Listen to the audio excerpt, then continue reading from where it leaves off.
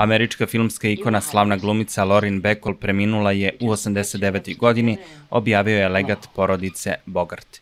Kako prenose agencije, Bacall je preminula od posledice srčanog udara u svom domu u zgradi Dakota na Manhattanu u Njujorku.